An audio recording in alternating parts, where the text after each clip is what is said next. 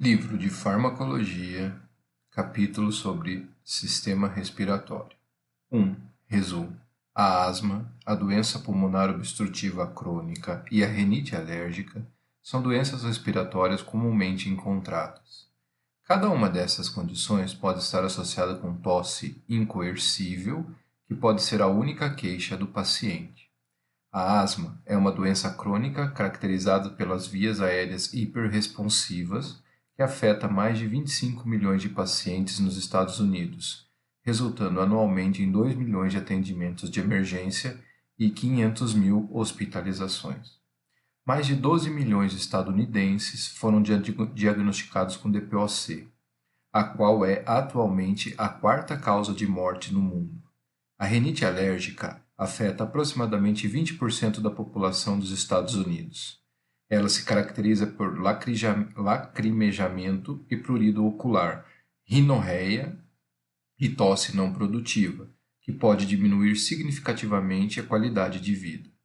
Cada uma dessas condições respiratórias pode ser tratada com uma combinação de mudanças de estilo de vida e medicamento.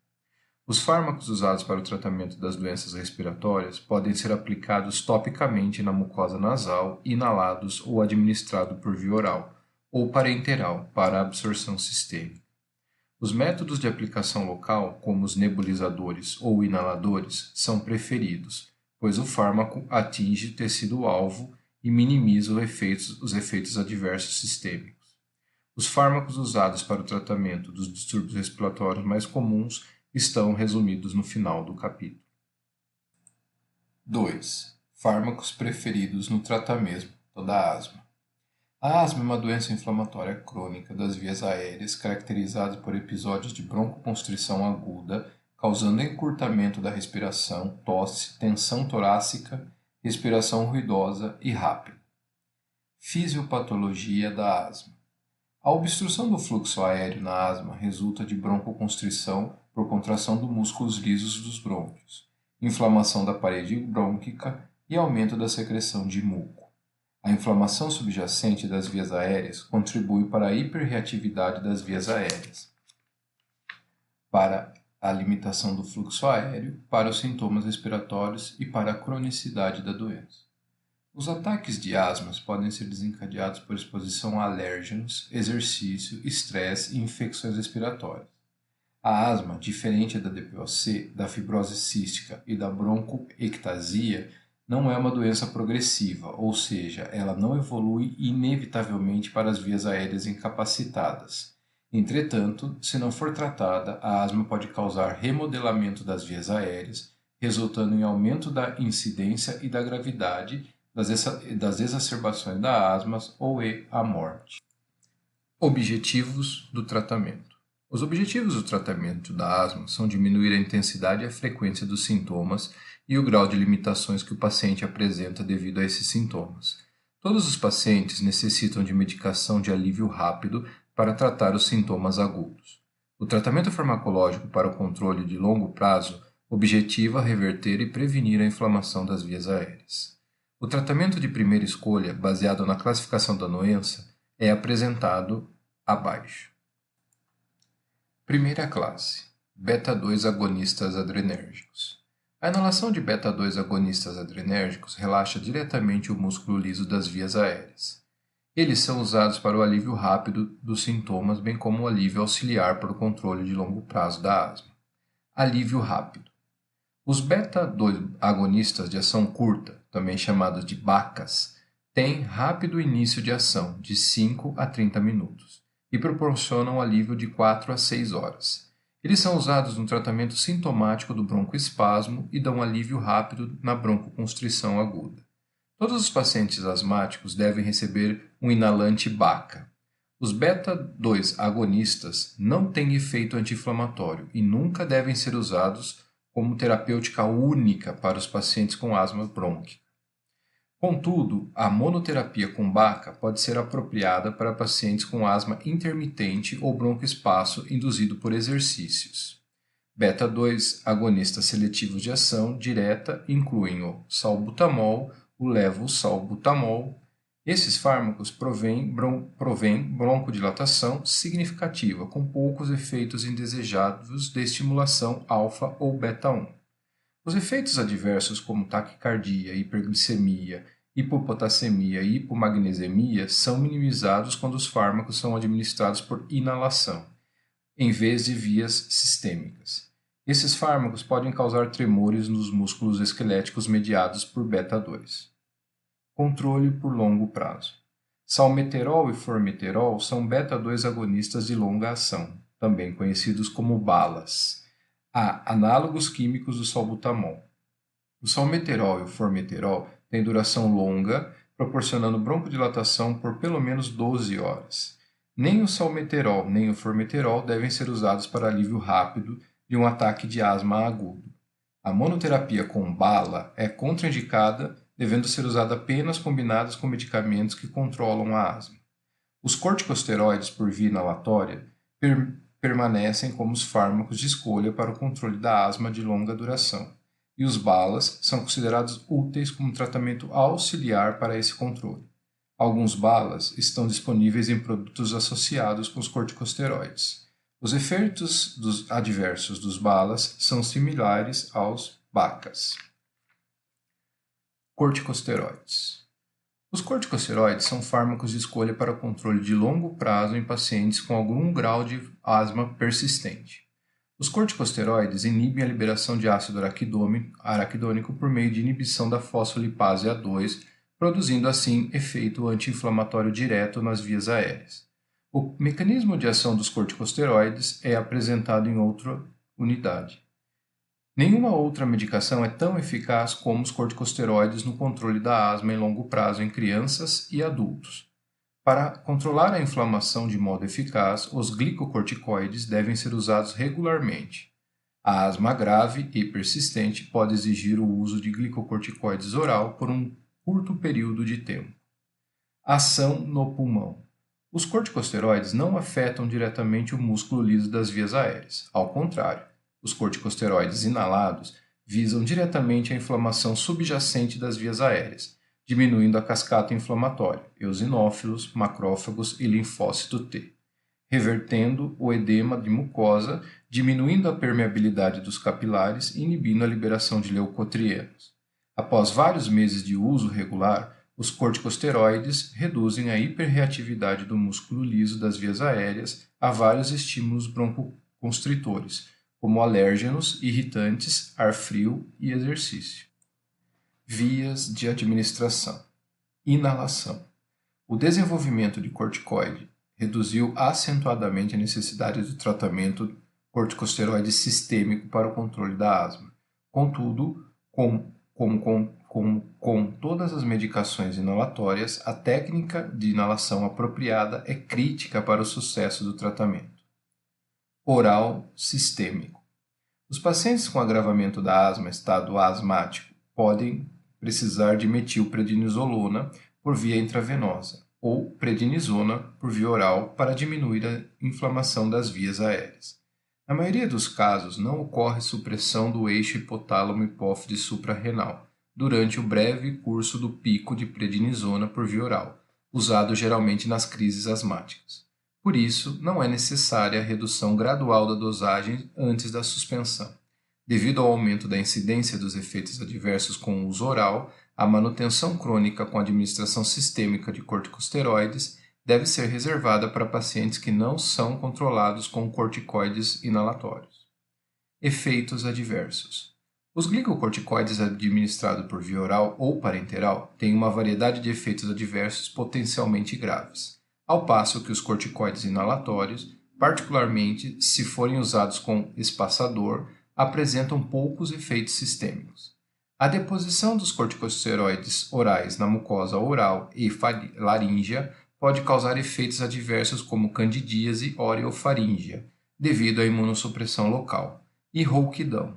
Os pacientes devem ser aconselhados a lavar a boca com água, fazendo gargarejo, para diminuir esses efeitos adversos. 3. Fármacos alternativos para o tratamento da asma.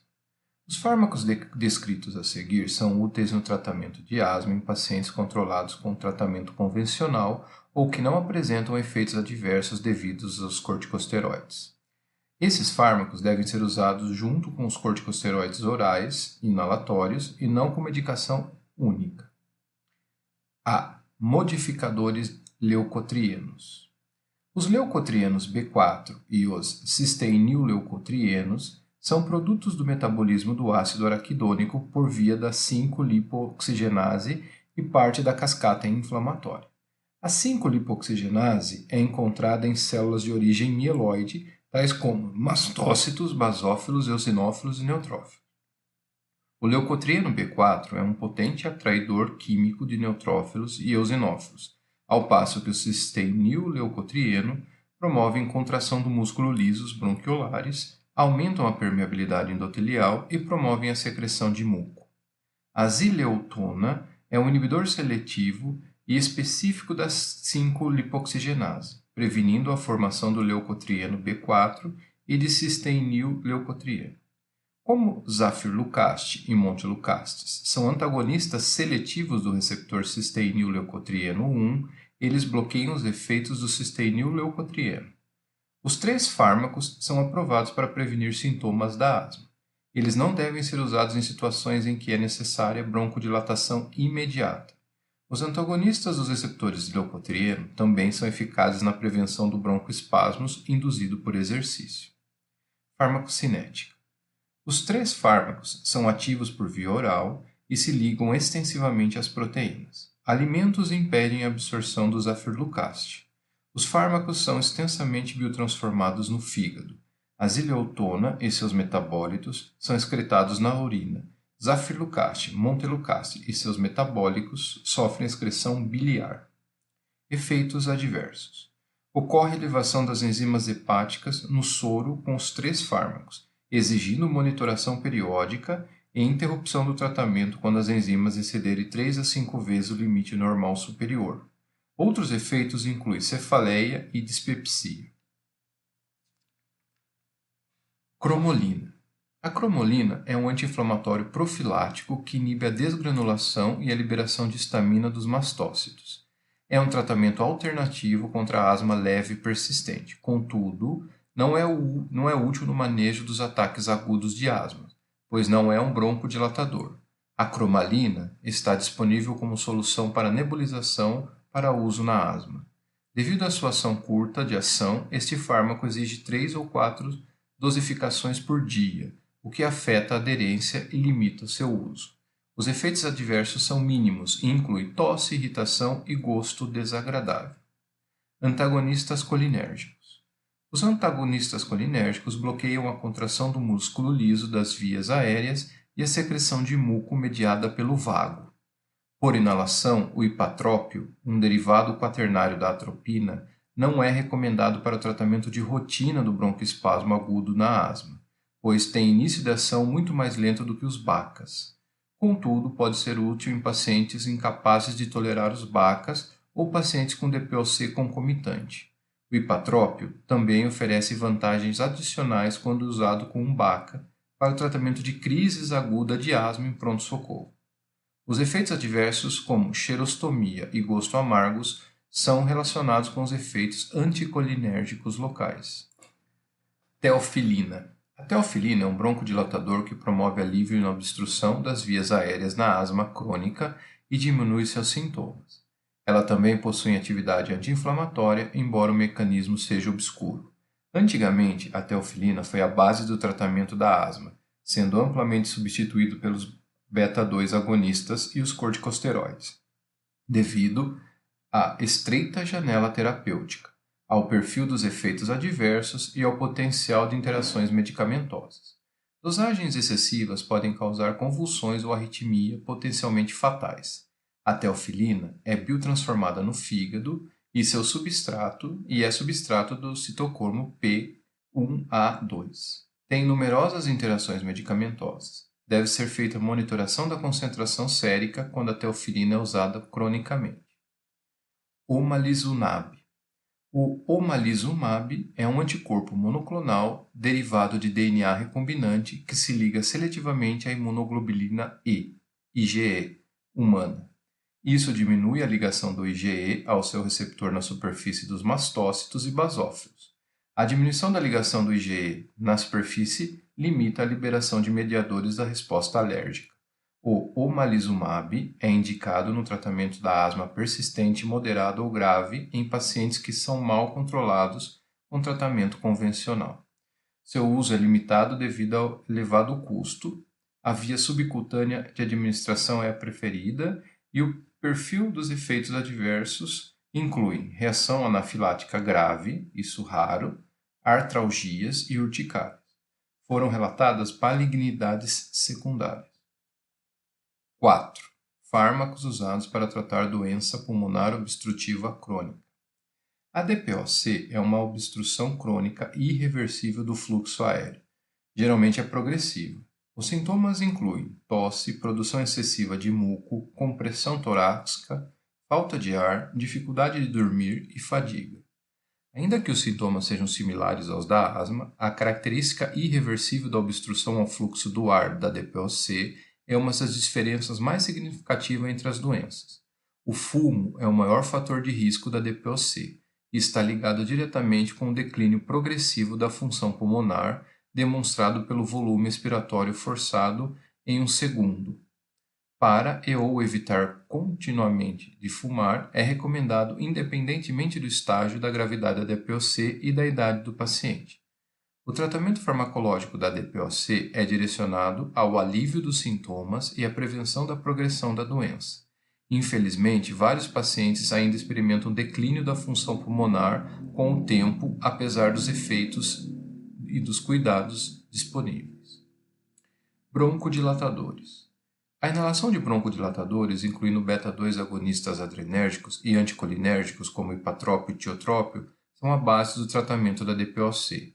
Esses fármacos aumentam o fluxo aéreo, aliviam os sintomas e diminuem a taxa de exacerbações. Os fármacos de longa ação, balas e o tiotrópio, são tratamento de primeira escolha para todos os pacientes, exceto aqueles que estão sob risco baixo com menos sintomas. A associação de um anticolinérgico e um beta-2 agonista pode ser útil em pacientes com respostas inadequadas a um broncodilatador simples inalado. Corticosteroides.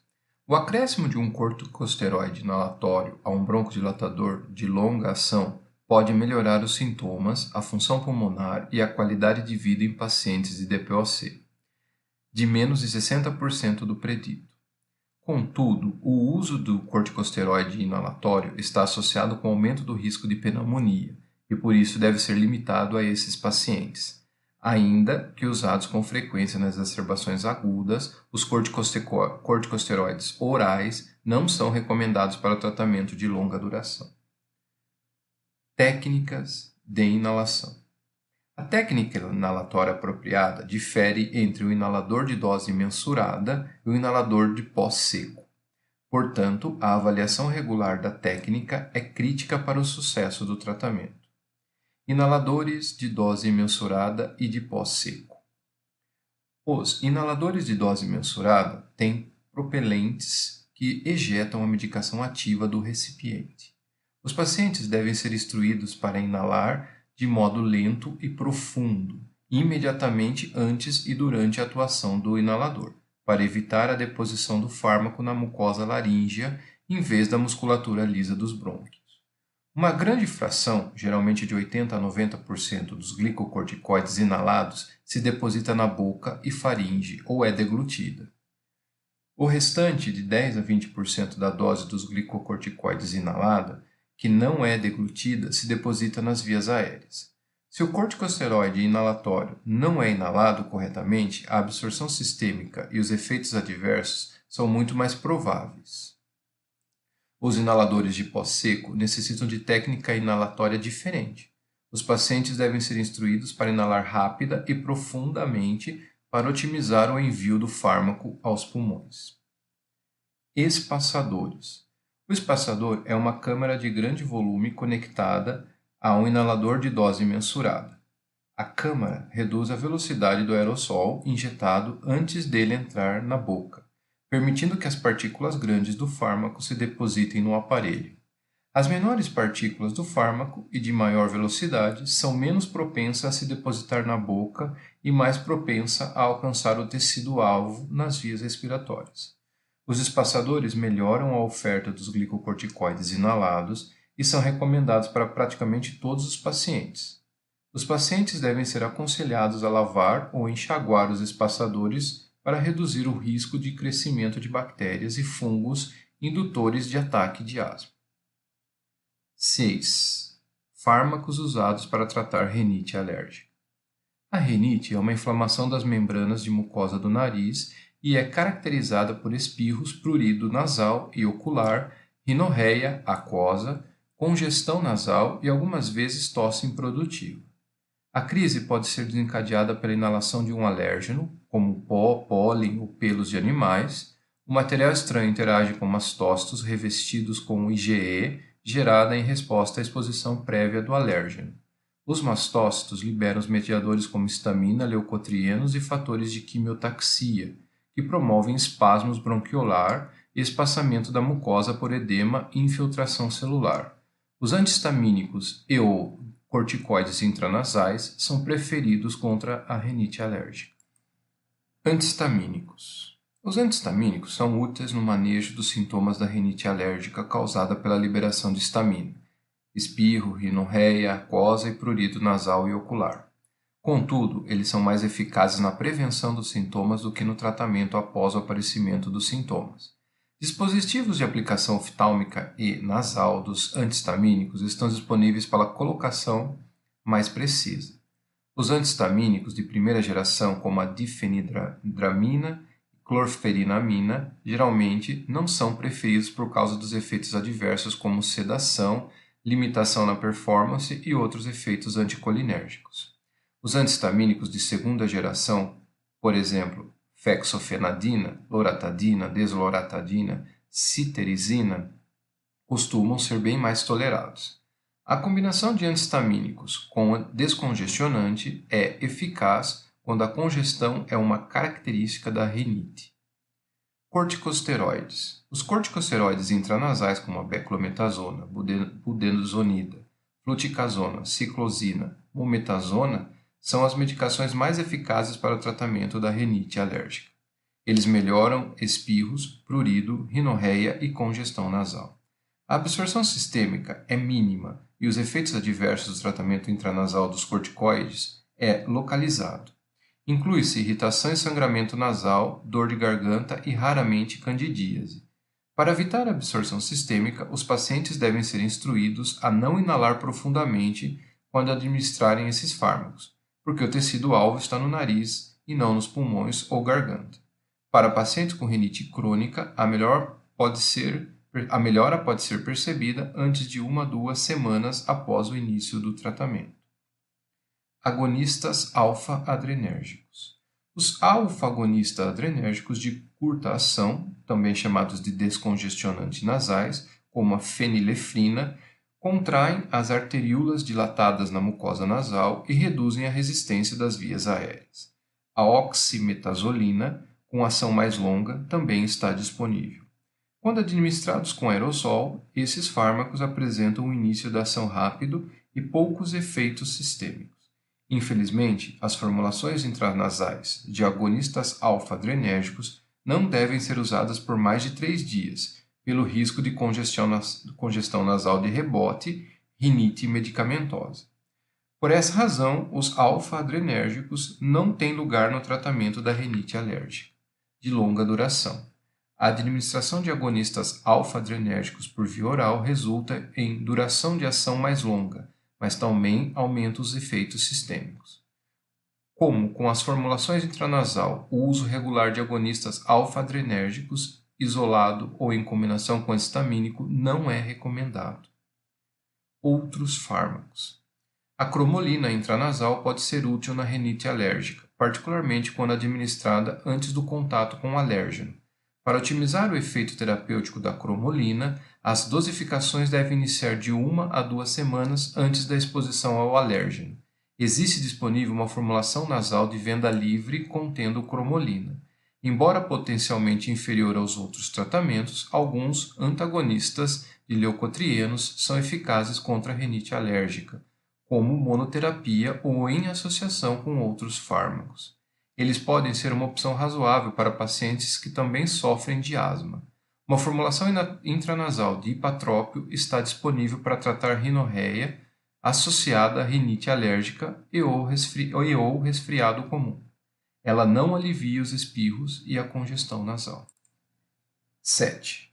Fármacos usados para tratar tosse. A tosse é um mecanismo de defesa importante do sistema respiratório contra os irritantes e é uma causa comum para a procura por cuidados médicos. A tosse incoercível tem diversas etiologias, como resfriado comum, sinusite, doenças respiratórias crônicas subjacentes. Em alguns casos, a tosse pode ser um reflexo de defesa eficaz contra a infecção bacteriana subjacente e não deve ser suprimida. Antes de combater a tosse, é importante identificar sua causa para assegurar que o tratamento antitussivo é apropriado. A prioridade sempre é tratar a causa subjacente quando possível. Opioides. A codeína, um opioide, diminui a sensibilidade do centro de tosse no sistema nervoso central aos estímulos periféricos e diminui a secreção da mucosa. Esse efeito terapêutico ocorre com dosagens menores do que as necessárias para a analgesia. Contudo, podem ocorrer efeitos adversos comuns, como constipação, disforia e fadiga. Além disso, a codeína tem potencial de viciar. O dextrometorfano é um derivado sintético da morfina que não tem efeito analgésico em dosagens antitussivas. Em dosagem baixa, tem baixo potencial viciante. Contudo, tem potencial de abuso, apesar de causar disforia em doses elevadas. O dextrometorfano tem perfil de efeitos adversos significativamente mais seguro do que a codeína e eficácia similar na supressão da tosse. Benzonatato. Diferentemente dos opioides, o benzonatato suprime o reflexo da tosse por ação periférica. Ele anestesia os receptores de estiramento localizados nas passagens respiratórias nos pulmões e na pleura. Os efeitos adversos incluem tontura e dormência na língua, na boca e na garganta. Esses efeitos adversos localizados podem ser particularmente problemáticos se as cápsulas são rompidas ou mascadas e ou fármaco entra em contato direto com a mucosa oral. Fármacos usados no sistema respiratório. Beta-2 agonistas adrenérgicos de ação curta. Salbutamol, eficaz na asma e na DPOC. Beta-2 agonista adrenérgicos de ação longa. Formoterol, salmeterol. São eficazes para asma e DPOC. Corticosteroides inalatórios. Beclometasona, usado para rinite alérgica, asma, DPOC. Budesonida, usada na rinite alérgica, asma e DPOC. Fluticasona, usada em rinite alérgica, asma, DPOC. Mometasona, usada em rinite alérgica e asma. Associação beta-2 agonista adrenérgico de ação longa e corticosteroides. Associa-se formoterol mais budesonida, eficaz contra asma e DPOC. Formoterol mais mometasona, é eficaz contra asma e DPOC. Salmeterol mais fluticasona, eficaz na asma e na DPOC. Anticolinérgico de ação curta. Hipatrópio, usado em rinite alérgica e DPOC. Anticolinérgico de ação longa. Tiotrópio, usado na DPOC. Modificadores de leucotrieno. Montelukast, usado na asma e na rinite alérgica. Zafirlukast, usado na asma. Zileutona, usada na asma. Antihistamínico, bloqueadores do receptor H1. Cetirizina, usado na rinite alérgica. Desloratadina, usado na rinite alérgica. Fexofenadina, usado na rinite alérgica. Loratadina, usado na rinite alérgica. Agonista alfa-adrenérgico. Oximetazolina, usado na rinite alérgica. Pseudoefedrina, usado na rinite alérgica. fenilefedrina, usado na rinite alérgica. Antitussígenos. Benzonatato, supressor da tosse. Codeína, supressor da tosse. Dextrometorfano, supressor da tosse. Dextrometorfano, associado com guaizenesina, supressor da tosse mais expectorante. Outros fármacos. Cromolina, usado em asma e rinite alérgica. Teofilina, usado na asma. Omazinomab, usado na asma. Questões para estudo. 1. Uma menina de 12 anos com história de asma queixa-se de tosse, dispneia e respiração ofegante após visitar o centro de equitação. Os sintomas se tornaram tão graves que os pais a levaram ao pronto-socorro. Quais dos seguintes fármacos é o mais apropriado para reverter rapidamente a broncoconstrição? Letra A. Fluticasona por inalação. B. Beclometasona por inalação. C. Salbutamol por inalação. D. Propanolol intravenoso. E E. Teofilina oral. 2.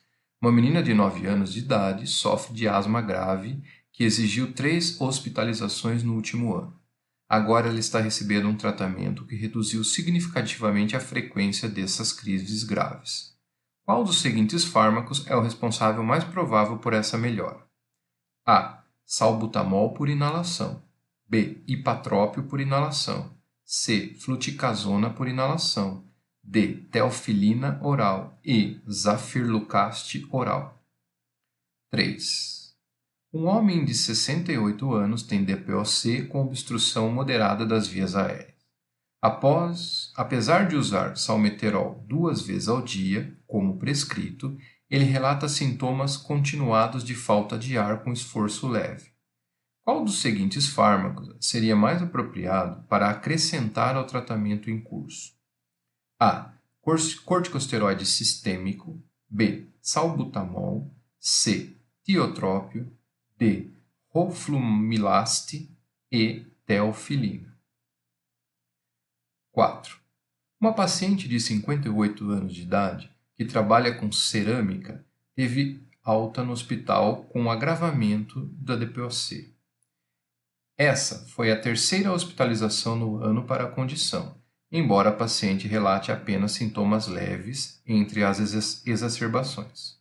A paciente foi mantida no mesmo regime de tratamento prévio à sua admissão, com inalação de salmeterol 2 vezes ao dia e inalação de ipatrópio 1 vez ao dia. O seu volume de expiração está abaixo de 60%. Qual dos seguintes é uma mudança apropriada na medicação? A. Adicionar o uso de um corticosteroide sistêmico. B. Descontinuar o tiotrópio. C. Descontinuar o salmeterol. D. Trocar o salmeterol por um medicamento que associa um bala e um corticosteroide inalatório, por exemplo, salbutamol mais fluticasona. E. Adicionar o uso de teofilina. 5. Um homem de 32 anos e anamnese de ação a ópio se apresenta com sintomas de infecção do sistema respiratório superior há 5 dias. É determinado que é de natureza viral e nenhum tratamento da infecção subjacente é apropriado. Qual dos seguintes é um tratamento sintomático apropriado para a tosse desse paciente? A. Guaifenesina mais dextrometorfano. B. Guaifenesina mais codeína. C. Cromolina. D. Benzonatato. E. Montelukast. 6. Devido ao mecanismo de ação anti-inflamatório, qual dos seguintes medicamentos requer administração regular para tratamento da asma? A. Tiotrópio. B. Salmeterol. C. Mometasona. D. Salbutamol. 7. Todos os seguintes antihistamínicos preferidos no tratamento da rinite alérgica, exceto A. Clorferinamina. B. Fexofenadina. C. Loratadina. D. Cetirizina e E. Azelastina. 8. Qual dos seguintes fármacos inibe a ação da 5-lipoxigenase e, consequentemente, a ação do leucotrieno B4? A. Cromolina. B. Zafirlucaste. C. Zileutona. D. Montelucaste. E E. Teofilina. 9. Qual das seguintes alternativas descreve apropriadamente a técnica de inalação do pó seco? A. Inale lenta e profundamente logo antes e durante a atuação do inalador. B. Use uma câmara de grande volume, um espaçador, para diminuir a deposição do fármaco na boca causada pela técnica de inalação imprópria. C. Inale rápida e profundamente para otimizar a entrega do fármaco aos pulmões. E D. Lave a boca com água por bochechos antes de usar o inalador para diminuir a possibilidade de eventos adversos. 10. Qual das seguintes categorias de fármacos contra rinite alérgica mais provavelmente está associada com rinite medicamentosa diante do uso prolongado, na congestão nasal de rebote, por exemplo? A. Corticosteroide sistêmico. B. Descongestionante intranasal. C. Antagonistas de leucotrieno. E D. Antihistamínico oral. Respostas: 1. C. 2. C. 3. C. 4. D. 5. D. 6. C. 7. A. 8. C. 9. C. 10. B.